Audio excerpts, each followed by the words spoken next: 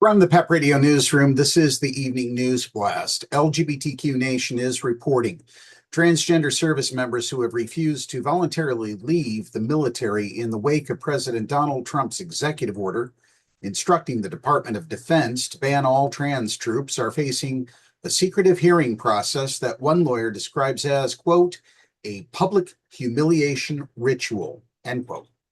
Going in, I had hoped I was paranoid and board's outcomes were not predetermined. Priya Rashid, an Army Reserve lawyer who has represented 28 trans service members, told the New York Times, it turned out to be much worse than I thought. Days after returning to the White House in January 2025, the president signed Executive Order 14183, which banned transgender people from serving in the military, declaring that having a gender identity that does not align with one's sex assigned at birth compromises the military's ability to, quote, establish high standards for troop readiness, lethality, cohesion, honesty, humility, uniformity, and integrity, end quote. The following May, Defense Secretary Pete Hegseth issued Defense Department guidance on the voluntary and involuntary separation process for trans troops. Earlier this summer, a three-judge panel on the Court of Appeals for the District of Columbia ruled 2-1 against the part of the ban that forces active duty service members out of the military. But the U.S. Supreme Court already ruled last year that the administration could implement the trans military ban while the several legal challenges work their way through the legal system. Hegseth's guidance allowed for trans service members to self-identify and voluntarily leave the military to remain eligible for their full range of benefits.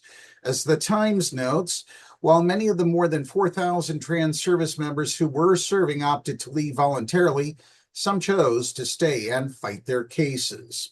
Hearings before separation boards, consisting of a 3-officer panel, began in February, according to the Times, with the Pentagon implementing an unusual level of secrecy around them. The paper reports that the hearings take place behind closed doors on military bases with no cameras allowed and no transcripts available. Some service members' spouses have been banned from attending.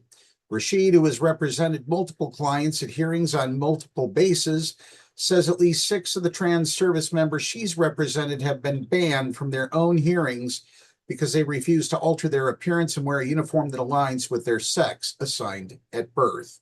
One of those clients, Rashid's first, was Clara Davis, a military police sergeant. While Davis was willing to cut her long hair and wear a male uniform for her hearing, Rashid refused to let her, telling her the Army is not allowed to take away your dignity. I have gone to pretrial confinement hearings where somebody is so addicted to meth that they are throwing up on my shoes, Rashid told the Times. Unlike Davis, she said, they were allowed into their own hearing. While Rashid presented ample evidence, including testimony from 25 soldiers, of Davis's fitness for service, the hearing focused on Davis's gender dysphoria diagnosis.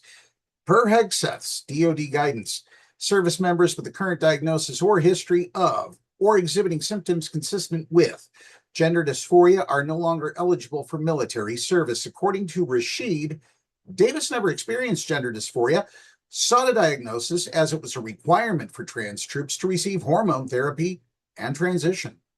Essentially, Rashid argued, the Pentagon's own requirements that trans troops obtain a diagnosis of gender dysphoria had sealed their fate under the new DoD guidance.